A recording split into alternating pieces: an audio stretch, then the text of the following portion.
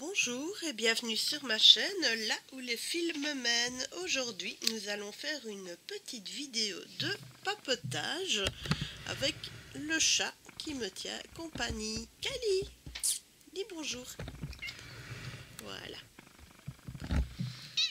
Donc, aujourd'hui, j'ai décidé de travailler un petit peu sur la toile de la Dame chinoise. Donc, qui est une toile que je fais en duo avec Véro de la chaîne Les Petites Croix et d'épée de Véro. Donc, voilà, donc vous voyez un petit peu l'avancement des choses. C'est une toile qui est très agréable à travailler. Et honnêtement, si vous êtes débutant et que vous n'avez pas peur de vous lancer dans un très très gros projet, je pense que c'est quelque chose qui pourra vous agréer. Alors, par contre, excusez-moi, mais j'ai mon téléphone qui sonne. Donc, à tout à l'heure pour moi. Tout le monde. Comme vous pouvez le voir, la toile a déjà un petit peu changé. Parce que entre le moment où j'ai coupé la vidéo hier, donc ce qui était juste avant pour vous, en fait il s'est écoulé presque 24 heures, dans le sens où après le coup de fil qui a fait que j'ai interrompu la première partie de cette vidéo, en fait j'ai eu plusieurs choses à faire à la maison qui ont fait que je n'ai pas su reprendre tout de suite cette vidéo. Donc voilà, donc je reprends cette vidéo carrément 24 heures après. Et pour celles qui me suivent depuis un moment, en fait vous avez certainement remarqué que j'essaye de poster 2 fois des vidéos par semaine. Une fois le jeudi et une fois le dimanche. Je m'arrange généralement pour les tourner et les monter un petit peu en avance. Comme ça, je les programme comme pour qu'elles se mettent en ligne dès minuit le jeudi ou le dimanche. Sauf que là, pour la vidéo de ce jeudi, je n'ai pas eu le temps. Donc j'espère pouvoir la faire paraître ce jeudi-ci.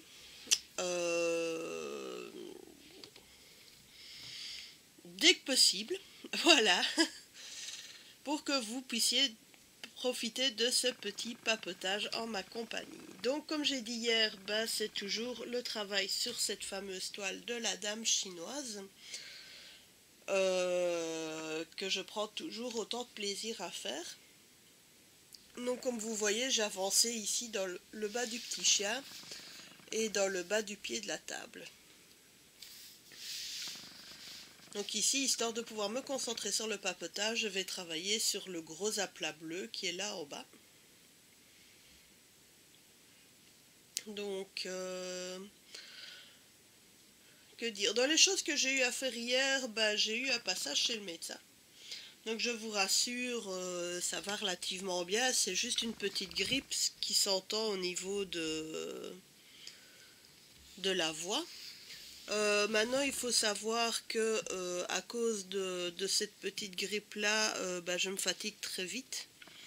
Donc je vais tourner cette vidéo et puis j'essaierai de trouver la force de la monter. Donc je ne sais pas du tout quand cette vidéo va paraître en ligne. Mais bon, bref, hier j'ai eu rendez-vous chez le médecin. Donc pour la petite anecdote, le cabinet médical où je vais, ce sont 2 médecins qui travaillent ensemble au même endroit. Alors il y en a, c'est vraiment le médecin qui était là au départ, qui a vraiment commencé le cabinet. C'est un médecin, c'est un très très bon diagnosticien, j'aime beaucoup aller chez lui, il n'a jamais fait une seule erreur dans ce qu'il fait, et c'est lui qui me suit pour la plupart de mes problèmes médicaux. Mais quand j'ai des petits trucs où je sais que voilà, c'est une grippe, une angine ou des petits machins comme ça, je prends rendez-vous généralement chez l'autre médecin parce qu'il y a moyen d'avoir un rendez-vous beaucoup plus vite. À savoir ici que pour être tout à fait honnête avec vous, en fait c'est depuis lundi que je me sens vraiment mal. Et malgré tout, je n'ai pas réussi à avoir de rendez-vous avant mercredi. Donc j'ai été travailler lundi et mardi dans un état de décrépitude relativement avancé. J'ai essayé de limiter les dégâts auprès de mes collègues, donc pas de contact direct, essayer de pas aller leur parler, et quand j'avais des trucs à leur demander, bah, de me tenir à une distance raisonnable d'eux. Donc j'espère honnêtement que je n'ai affecté personne, enfin bref, tout ça pour dire que mercredi je me retrouve face à ce médecin. Et bah en fait, il y a une dame juste avant moi, et à première vue, de ce que je comprends, bah c'est une dame, ça doit être une copine du médecin, parce que la consultation, entre guillemets, dure presque 40 minutes, et j'entends que ça papote fort, ça rigole beaucoup. Bon, je ne comprends pas ce qu'elle dit, ça j'écoute pas aux portes, mais de la salle d'attente, bah, on entend que ça papote joyeusement dans le cabinet du médecin, quoi. Puis ensuite, bah, vient mon tour, donc j'ai déjà 20 minutes de retard par rapport à mon rendez-vous. Et là, elle expédie le truc, moi, d'un quart d'heure montre en main. Où, première chose que je lui dis, c'est que j'ai mal à la gorge, etc. Bah, elle écoute mes poumons, elle prend ma tension, mais jamais elle ne va voir ce que j'ai à la gorge. Donc elle en déduit, d'après ce que je lui explique, que j'ai la grippe. Maintenant, ça court beaucoup cette saison, donc j'imagine que si elle a déjà eu 15 autres patients qui ont eu la grippe la même journée, bah voilà. C'est juste que sur le coup, j'avoue que j'ai été un peu surprise. Par contre, ce que j'ai un peu moins apprécié, c'est que bah, c'est toujours agréable hein, de se voir entre copines, mais pendant les heures de boulot, bah, j'ai trouvé ça un peu limite. Enfin, du moins, c'est l'impression que ça donnait, ou alors c'est une patiente régulière chez elles, et elles ont pris plaisir à se voir et à s'échanger des nouvelles, mais même chose, enfin, je veux dire par là que ce sont des rendez-vous médicaux sur rendez-vous, et qu'il y a une durée à partie pour chacun d'entre eux, donc, enfin voilà, j'ai pas trouvé ça professionnellement très correct, mais c'est peut-être moi qui pinaille un petit peu, donc bah, n'hésitez pas à me dire en commentaire si vous êtes d'accord avec cette manière de faire ou pas. Donc bah voilà, donc je me retrouve chez moi avec la grippe. Pour être très honnête avec vous, je dors beaucoup, vraiment beaucoup. J'ai pas mal de trucs à prendre, voilà, mais bon, bah ça ne peut que aller vers le mieux, quoi. Je vais faire tout pour aller mieux. Bah voilà, sinon que dire, bah en Belgique dimanche dernier ça a été les élections.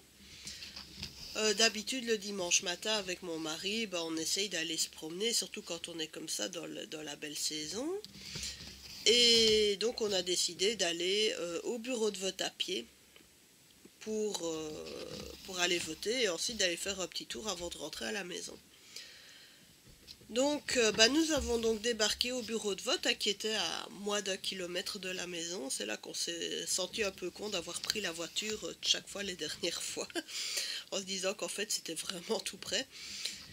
Et bah, on arrive avec notre tenue de marche qui est pas vraiment la tenue la plus élégante du monde, et arrive derrière nous. Enfin, quand on arrive, on a de la chance parce qu'il n'y a personne. On ne doit pas faire de file, rien du tout, parce que on s'attendait, vu l'heure, à avoir de la file dehors. Parce que les élections en Belgique, bah, c'est une obligation. Donc, bah, forcément, il y a toujours beaucoup de monde autour des bureaux de vote les jours d'élection. Et donc, non, là, on arrive, il n'y a personne. Donc, on se dit, bah voilà, ok, tant mieux, c'est cool pour nous. Et juste au moment où on a fini de voter, où on récupère notre carte d'identité, ben là, il y a un groupe qui arrive à la porte, une queue qui commence à se former. Donc on est vraiment arrivé au bon moment. On a eu un méga coup de bol, on n'a pas dû patienter, et voilà. Mais alors le contraste était saisissant, parce que dans le groupe, il y avait pas mal de dames beaucoup plus âgées. Et elles étaient mais tout apprêtées, pomponnées, etc. Et nous, on était là avec notre tenue de marche et nos grosses chaussures de marche avant de continuer notre tour et de rentrer à la maison. Enfin, moi, j'avais trouvé ça rigolo et mignon, mais bon, voilà. Excusez-moi. Donc voilà les nouvelles. Les élections se sont relativement bien déroulées. Les résultats,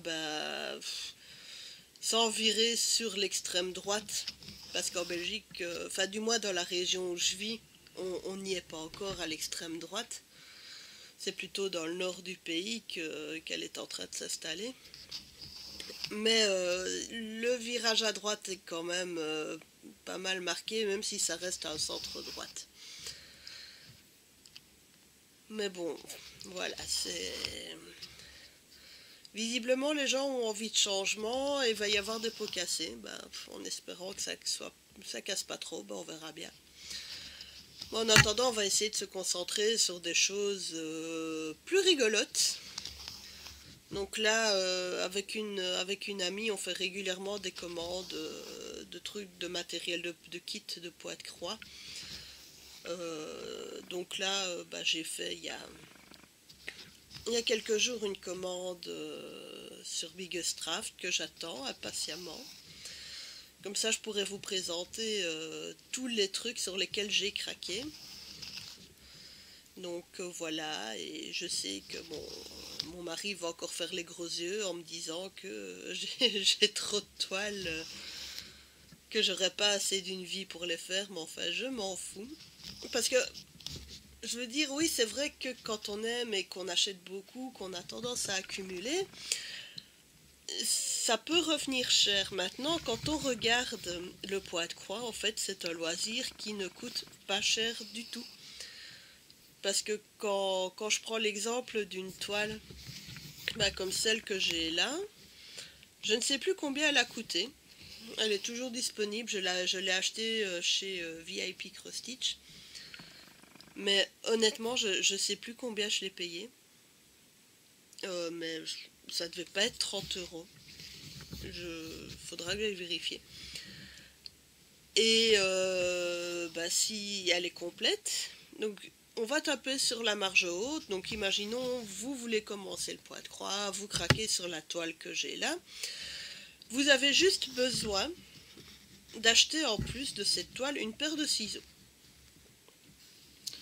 Donc vous achetez une petite paire de ciseaux. Sur le même site, on peut commencer à trouver des paires de ciseaux à partir de 3 euros. Là aussi, on va compter haut. On va dire, mettons, que vous décidez de mettre 10 euros pour une paire de ciseaux. Donc votre toile plus votre paire de ciseaux, vous arrivez à un total d'achat d'à peu près 40 euros. Et voilà, comme vous recevez votre toile, vous commencez à broder. Si on compte une moyenne basse, quelqu'un qui commence à broder ou qui fait du confetti, etc., on peut compter qu'en moyenne, vous mettrez à peu près 1 heure pour faire 100 poids, en moyenne. Donc ça veut dire que si la toile fait plus de 1000 poids, ce qui est relativement tout le temps le cas, c'est un loisir qui vous reviendra à moins d'un euro de l'heure.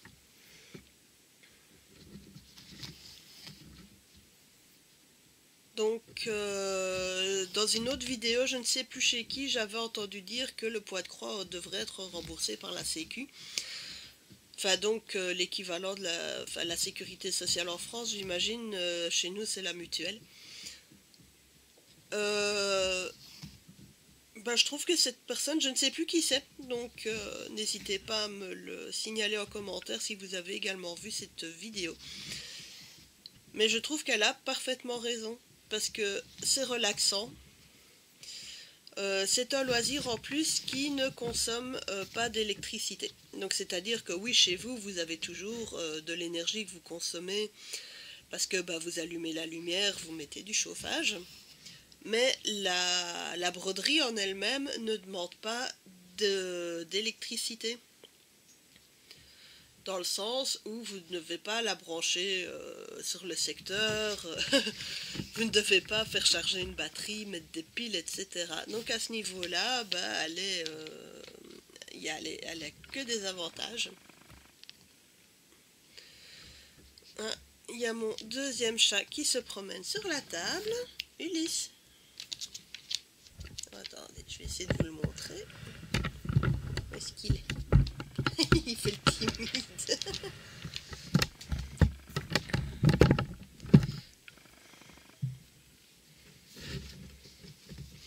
Oui, donc voilà, et donc oui, non, non, ça fait partie de ce type de loisir, en fait, comme n'importe quel loisir de type créatif qui demande un peu de budget à l'achat, et encore, je trouve que par rapport à certains autres loisirs, c'est très raisonnable. Donc, non, franchement, si vous voulez vous mettre à la broderie, n'hésitez pas, foncez, surtout le poids de croix. C'est facile, c'est relaxant, que du bonheur. Par contre, là, je sens que j'ai ma voix qui part un peu. Donc, j'étais ravie de partager ces petits points avec vous, de vous raconter mes petits mets de la journée de la veille.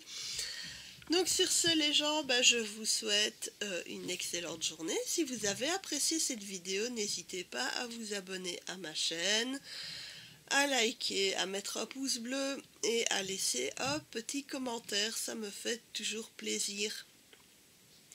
Donc sur ce, je vais aller reposer ma voix et surtout, prenez soin de vous. Au revoir.